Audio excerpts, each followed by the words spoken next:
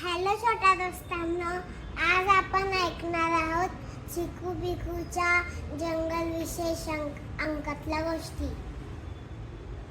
आज आपण ऐकणार आहोत चिंपांझी, जेन आणि चिंपांझी.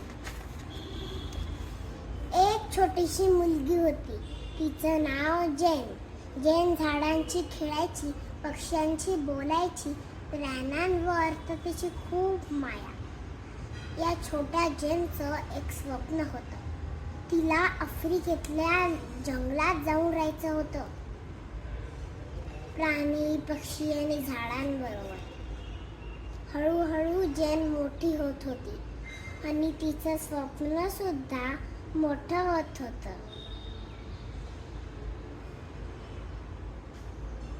ती वेटर म्हणून काम करायला लागली. तिने पैसे साठवले आणि ती खरोखर आफ्रिकेत गेली. तिथे ती डॉक्टर लिकी नावाच्या एका संशोधकाला भेटली. संशोधक म्हणजे काय तर काहीतरी शोधून काढणारे, अभ्यास करणारे. डॉक्टर लिकी चिंपांझी माकडांचा अभ्यास करत होते.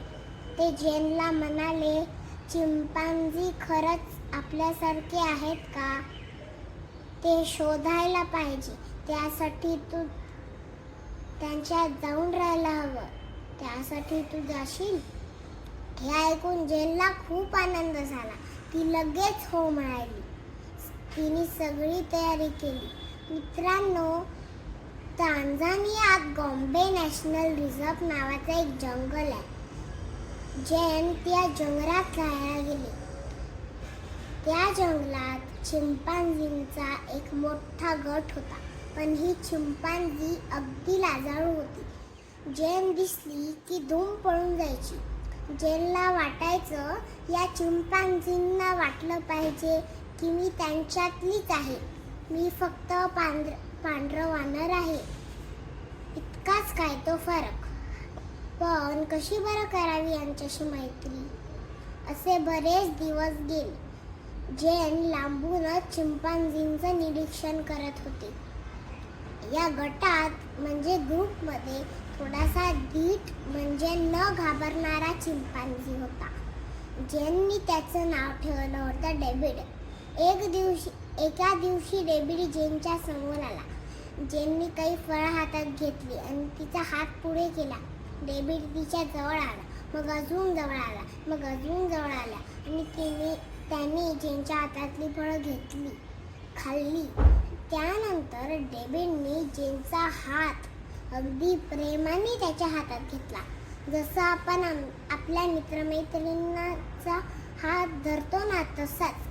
आता चिंपांझी कुटुंब जेनला घाबरत नव्हते. जेन अगदी त्यांच्या जवळ बसायची, त्यांना हात लावायची. मित्रांनो, चिंपांझी माकडं असतात की नाही, ते एकमेकांच्या अंगावरचे किडे शोधून काढतात. त्यांना ती सवयच असते. चिंपांझी जेनच्या केसात किडे आहेत का ते पण बघायचे. तिचा हात पकडायचे, त्याला मिठी मारायचे.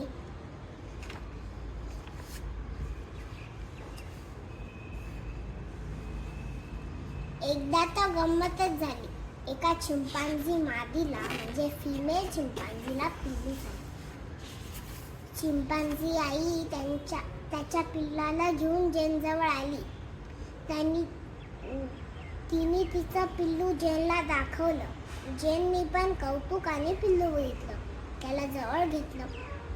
त्या दिवशी जेनला कळलं की चिंपांझींना सुद्धा आनंद होतो आणि त्यांना सुद्धा वाईट वाटतं की ते आपल्या पिल्लांना अगदी अगदी प्रेमाने सांभाळतात. मित्रांनो, एकदा खूप भयंकर किस्सा घडला. एका चिंपांझीच्या नवीन गटाने जेनला घेरलं आणि ते एका मागून एक कर्कश ओरडू लागले. जेन पळाली नाही, ती तिथेच थांबली. ती पळाली असती तर चिंपांझींनी काय केलं असतं कोणास ठाऊक. पण जेन एका जागेवर स्तब्ध उभी राहिली. काही वेळाने सगळे चिंपांझी निघून गेले. जेन जंगलात राहत असताना कधीच घाबरली नाही, कारण की तिला हे सगळं आवडत होतं. चिंपांझी कसे वागतात, काय करतात, त्याचा ती अभ्यास करत होती.